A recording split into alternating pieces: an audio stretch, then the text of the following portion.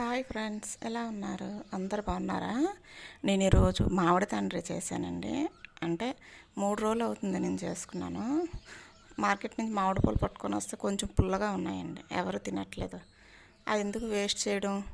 నేను ఆ కాయల్ని మొత్తం అంతా ప్లేట్లో పిండేసుకొని చిన్న పంచదార బెల్లం వేసుకున్నాను.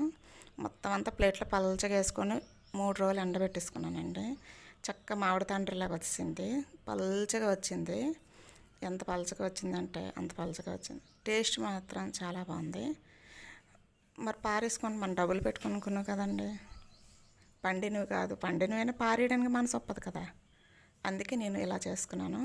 మీరు కూడా ఎప్పుడైనా సరే మార్కెట్ నుంచి ఒక్కోసారి మనం అన్ని పళ్ళు ఒకేలా ఉంటాయని మనం చెప్పలేం. ఎప్పుడైనా సరే పుల్లగా ఉంటే వేస్ట్ చేయకండి.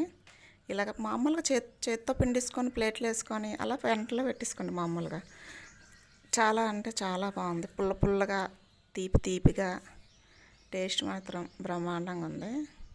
నేను ఇదే ఫస్ట్ టైం చేయడం అండి. ఎప్పుడుగా పుల్ల పుల్ల పడేసేదాన్ని ఎందుకు ఎవరు తినట్లేదు చేయట్లేదని ఉన్నా పాడైపోతాయి.